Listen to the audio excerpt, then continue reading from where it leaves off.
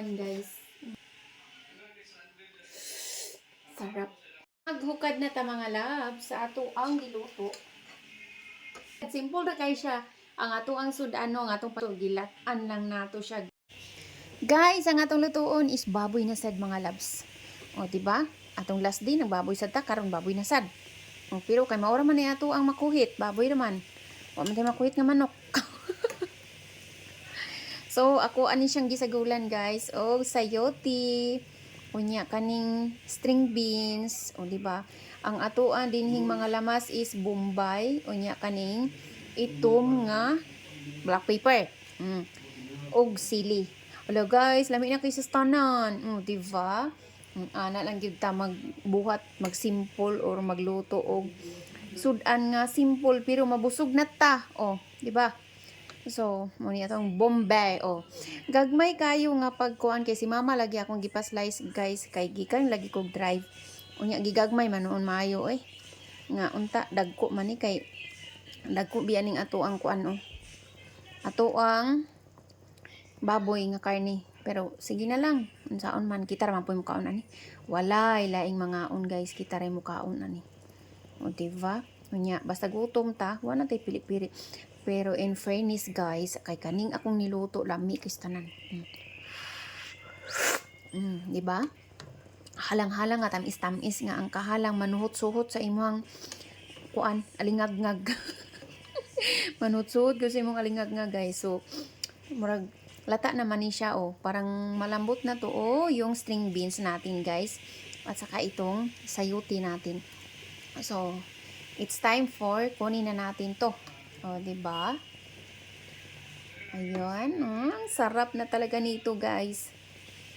Ilang bandihado na or ilang plato na ang kanin na mauubos natin to. Di ba? Nabulol na tayo sa pagtatagalog. Kaya nga minsan, guys, iniiwasan kung or hindi tayo talaga magtagalog kasi mabubulal po tayo pag magtagalog. Ay, ang hirap kasi magtagalog. Di ba? So, pinahinaan ko na siya ng apoy, guys. Kaya, ganyan na lang ang kanyang pagkulo niya. Mahina na siya kasi pinahinaan na natin ang apoy. Diba? Ano na kasi siya, malambot na kasi siya. Pati yung karne, napakalambot na. So, masarap na siya, guys, kainin kasi malambot na yung karne. Tingnan nyo, guys. Tingnan nyo ng maigi. Kaklaruhin nyo. Pinahinaan ko na yung apoy. Diba? Kumukulo-kulo siya ng hindi gaanong kalakas. Ayan, guys. Ayan ang ating ulam ngayong gabi. Ayan, ang sarap na niyan, mga loves. Diba? Basta ganitong mga ulam, guys.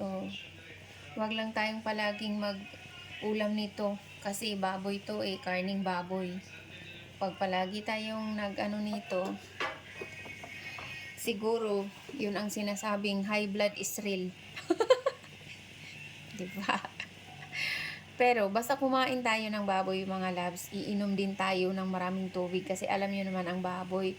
Pero itong karne ko, guys, ito ang produkto natin, guys, na mga pigi na inaalagaan natin.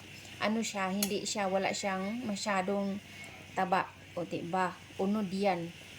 Wala siyang masyadong taba. So, malayo to sa high blood. Kasi, pag yung karne mo or niluluto mo, medyo madami or makapal ang kanyang taba, yan ang makakos ng high blood, guys. Kasi, oil diba? So, pag kumain kayo ng baboy or karning baboy, mag-ulam kayo ng karning baboy, tapos makapal ang taba or madami ang taba, so iinom lang kayo ng maraming tubig, mga loves, para yung dugo nyo is hindi mag-sticky. Yan ang ma-tips ko sa inyo, guys. Kasi yung high blood is yun, sticky yung natin, dugo. Hindi nakasirculate ng maayos kasi ilang glasses lang ng tubig yung iniinom. So, ang inumin natin na tubig araw-araw is 10 to 12 glass a day. O, diba? So, pag lang yung ininom mo is 2 baso lang. Ayun, yung dugo mo niyan is maging sticky. So, mahirapan yan sa pag-circulate. O, diba? Para na tayong doktor nito. Bye na guys! Kain na po tayo! Maghukad na ta mga lab sa ato ang niluto. Kay, para nga makakaon na ta. Diba?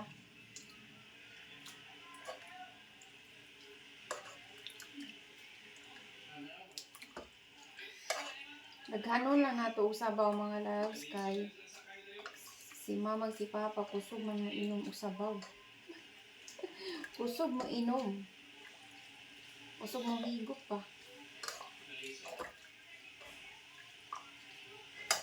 Kusog mo higop. O diba? O mauna ni ato ang ay. O mauna ni ato ang pan guys. Sarap. Sarap kay guys kay humot. Humot bisag simple na kay siya. Ang ato ang sudano, ang atong pangito gilatan lang nato siya gipa humok lang, so humot na siya. So kamo kaybaw ko nindot kay mamuluto og mga inani labi na kay nga baboy. Pero ako kay di man ko kaybaw kay magluto, so simple lang. Igo lang latan butangan day na ning mga unsay gipang panakot-panakot o maura, pero sa ako lami na jud kay siya guys.